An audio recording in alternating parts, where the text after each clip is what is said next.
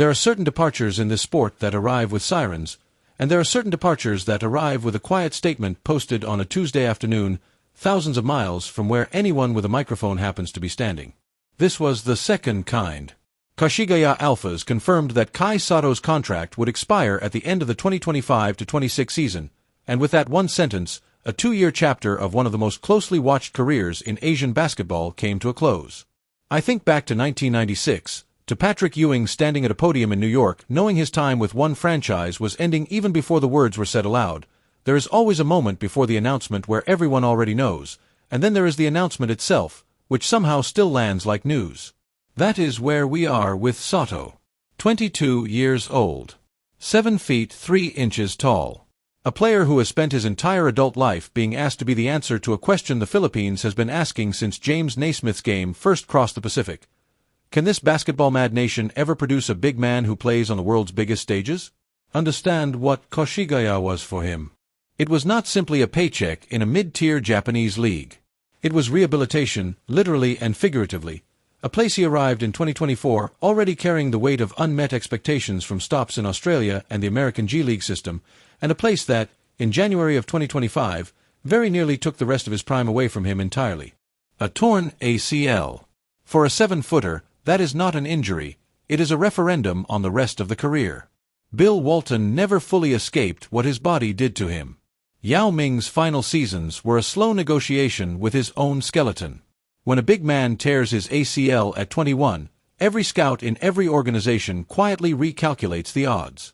So when Koshigaya's statement thanked him for his tremendous contributions, and Sotto answered with his own message, that the club would always have a special place in his heart, that he was grateful to the people who gave me a chance to showcase what I can do, and then, remarkably, gave him a second chance after the injury threatened to end that first chance before it had properly begun, you were not reading a transaction. You were reading the closing paragraph of a recovery story that happened to also be a business decision. Here is the part that gives this moment its real gravity, and it is the part easy to miss if you only read the headline. The team he is leaving is not, at this exact moment, a team built for stability. Koshigaya finished the regular season having dropped out of playoff contention entirely, and as of early May they sat tied for 20th place with a losing record that put them in genuine danger of relegation to Japan's second division, the B2. Think about what that means for a moment. A 7'3" center, still just 22, coming off a serious knee injury, watching the organization that nursed him back to health face the very real possibility of falling out of the top flight of Japanese professional basketball. There is a symmetry there that a lesser story would call ironic. I would call it simply true. Careers and organizations do not always heal on the same clock. I want to be careful here, because it would be easy, too easy, to frame this as an escape. It was not framed that way by the player himself, and it should not be framed that way by anyone paying close attention. Sotto's own words carried no relief in them. They carried gratitude.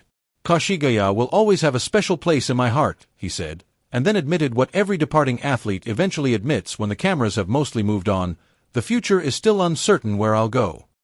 That sentence, plain, almost understated, is doing more work than any dramatic farewell could manage. Uncertainty, for a player at this exact juncture of a career, is not a small thing to say out loud. This is where we begin. Not with an ending, not really.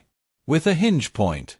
A 22-year-old center from Las Piñas, a torn ACL now more than a year behind him, a 2-year chapter closed with visible affection rather than bitterness, and a basketball nation half a world away wondering, the way it has wondered for the better part of a decade now, what comes next for the tallest hope it has ever produced. Let's go back further, because you cannot understand what Koshigaya meant to Sotto without understanding what came before it, and you cannot understand what comes next without understanding the shape of the road that got him here. This is a career that has, in some sense, been a 5-year audition conducted in 5 different countries, and every stop has taught the basketball world something slightly different about who this player actually is. Start with the body itself, because with a player this size, physical profile is destiny before it is anything else. 7'3", listed around 230 pounds, the kind of frame that, historically, NBA front offices covet on sight and then spend years trying to figure out how to use. The era of the plodding back-to-the-basket 7-footer is over. The league now wants its giants to switch on defense, to hedge pick-and-rolls without getting torched by a guard blowing past them, to step out and knock down the occasional three. Sotto, from his earliest days at 8 Neo, was pitched as exactly that kind of modern big, mobile enough to guard face-up, with touch on his jumper that traditional low-post 7-footers from prior generations simply did not possess. That is precisely why the G.League Ignite program brought him over in the first place, and precisely why, when that experiment did not produce a direct NBA roster spot, so many in the Philippine basketball community treated it not as a verdict but as a pause. The move to the Adelaide 36ers in Australia's NBL was the next test, and it was a sensible one. The NBL had, by that point, become something of an unofficial finishing school for players the NBA had noticed but not yet signed, a physical, structured, professionally coached environment where a young big man could be exposed to real pick-and-roll coverages against grown men, not against college freshmen. It sharpened him. It also, by most honest accounts, exposed exactly what still needed sharpening: consistency of effort possession to possession, conditioning over the length of a long professional season, and the matter of staying available, night after night, week after week, which for a player his size is never a guarantee. Then came Japan, and Koshigaya, in 2024. This is where the story stops being about potential and starts being about production, because for the first time in his professional career, Sotto was handed a clear role and enough minutes to be measured by it. Across 28 games with the Alphas, he averaged 13 1/10 points and 9 4/10 rebounds a night. Sit with those numbers for a second, because raw box scores rarely tell you the whole truth, but they tell you something important here. A near double-double from a 20-something center, in a league that has increasingly imported legitimate professional talent from the United States and Australia, is not a courtesy stat line. It is the number of a player who, when healthy and on the floor, is genuinely one of the more disruptive interior presences in that league. A rim protector who can also step out to the perimeter, a target in ball screen actions who forces opposing coaches to make uncomfortable decisions about whether to switch a smaller defender onto him or live with a slower big trying to recover in space. But, when healthy, is the operative phrase, and this is where the story turns painful. In January of 2025, Sotto suffered the torn ACL that reshaped the following 12 months of his life. For any athlete, that injury demands a brutal, unglamorous rebuilding process, the kind that happens in empty gyms and physical therapy rooms, far away from any camera. For a player his size, the stakes are magnified, because the additional torque and load on a 7'3" frame during agility and cutting work simply does not compare to what a 6'2" guard's knee endures during the same rehabilitation drills. Ligaments do not know how tall you are, but gravity certainly does. Koshigaya's decision to keep him, to not simply move on, but to invest another year in his recovery, deserves more attention than it has received. Organizations across professional sports routinely cut bait on injured young players, particularly ones on non-domestic rosters where roster spots are scarce and imports are expected to justify their presence on the floor, not in the training room. Koshigaya did not do that. And this is precisely why Sotto's gratitude, when the farewell finally came, rang as genuine rather than ceremonial.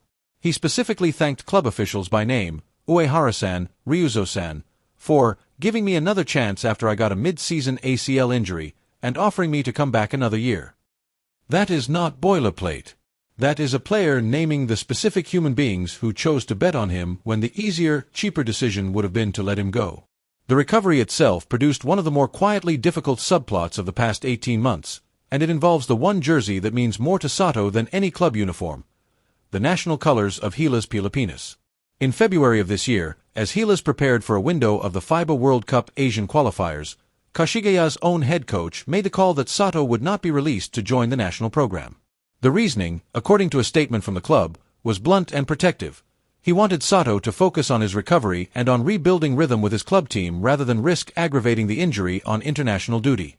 His agent confirmed the same message publicly. Sotto was not 100% healed yet, and needed to prioritize getting his conditioning and timing back before adding the physical and travel demands of a national team window on top of it. Think about what that decision cost him, and what it cost the country that has waited longest to see him at his best on an international floor. For a player whose entire public narrative has been built around carrying Philippine basketball onto a bigger stage, the FIBA World Cup, the Olympic qualifying window, the long, aching hope of an entire basketball-obsessed nation, sitting out not one but a second consecutive qualifying window is not a minor scheduling footnote. It is months of international eligibility and international minutes that simply do not come back. Every window missed at 21 or 22 is a window a healthier version of this same player, 5 years down the road, would have given almost anything to have back. And yet, credit where it belongs, the caution appears to have worked exactly as intended.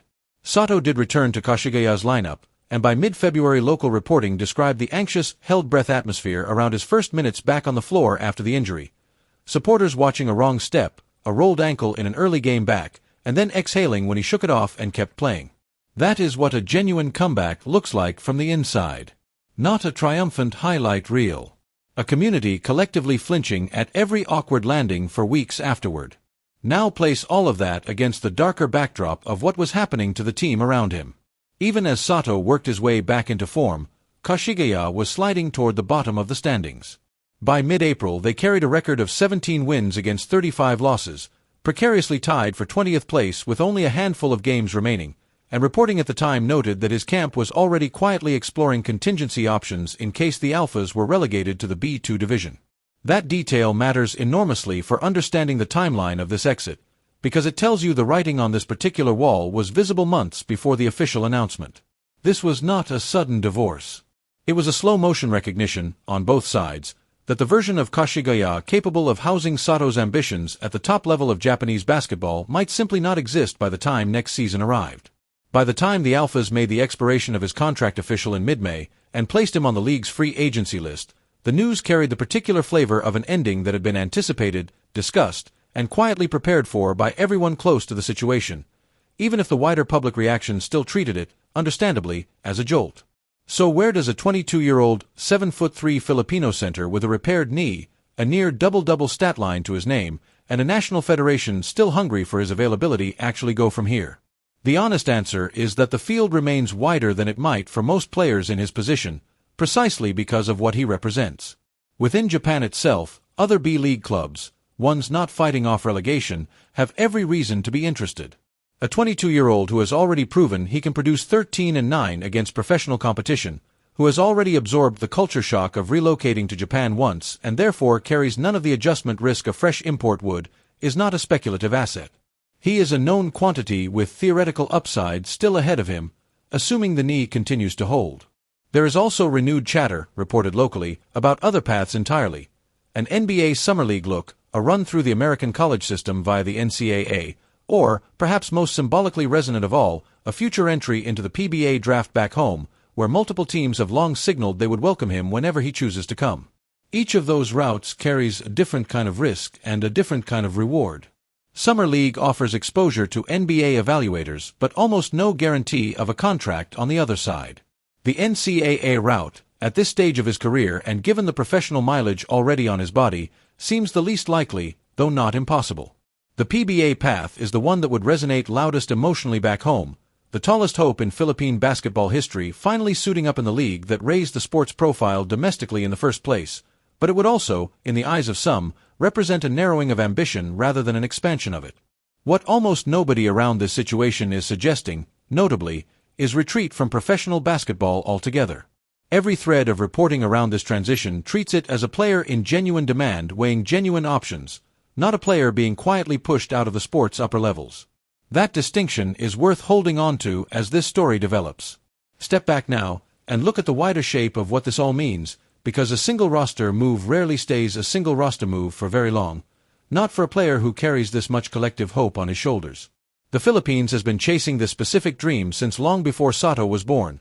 A big man, a genuine 7-footer, capable of competing not just domestically but against the true giants of international basketball, standing shoulder to shoulder with centers from Serbia, from France, from the American professional pipeline. Every generation of Philippine basketball has produced brilliant guards, tenacious wings, players who compete with heart that borders on defiance. What it has almost never produced in the modern era is size that translates. Sotto has spent 5 years now as the walking answer to whether that could change, and the honest, unglamorous truth sitting underneath this entire Koshigaya chapter is that the answer remains genuinely unresolved. Not because he lacks the talent, the box score in Japan settles that argument reasonably well, but because availability, at his size, is its own separate skill, one that has to be relearned after every serious injury, and one that no scouting report can fully guarantee going forward. What happens over the next 5 years will likely define how history remembers this period more than anything that happened in the 2 years just concluded. If the knee holds, if a new club situation gives him consistent, meaningful minutes the way Koshigaya eventually did, there remains a real, defensible path toward the kind of career the earliest scouting reports on him once promised, a legitimate professional big man, whether that professional peak ultimately arrives in Asia, in a return trip toward the American system, or, the boldest version of the dream, an actual NBA roster spot before his prime years pass him by. If the knee does not hold, or if the next organization does not show Koshigaya's particular patience, this period may instead be remembered as the high point. The 2 seasons in Saitama Prefecture where a talented young center proved, definitively, that he belonged, even if the stage never grew larger from there. There is also the matter of Gilas Pilipinas, which cannot be separated from any conversation about Sotto's next chapter, no matter how many club jerseys pass through his career in the meantime. 2 consecutive qualifying windows missed, both times for legitimate medical caution rather than any lack of willingness on his part, have left an entire nation still waiting to see a fully healthy version of their tallest talent competing on the international stage they care about most. That reunion, whenever it comes, will carry its own weight entirely separate from wherever he signs next in club basketball. I keep returning to that one modest sentence from his farewell message, the one that undersells its own significance the way honest sentences often do. The future is still uncertain where I'll go. There is no forced triumph in that line, no manufactured inspiration, just a young athlete telling the truth about a moment he has not yet resolved. Careers this consequential rarely announce their final shape all at once. They reveal it slowly, season by season, comeback by comeback, in gyms far from where most of us are watching, until one day, years from now, someone will look back at a quiet Tuesday statement out of Koshigaya and know, only in hindsight, whether it was the ending of something or simply the middle of it.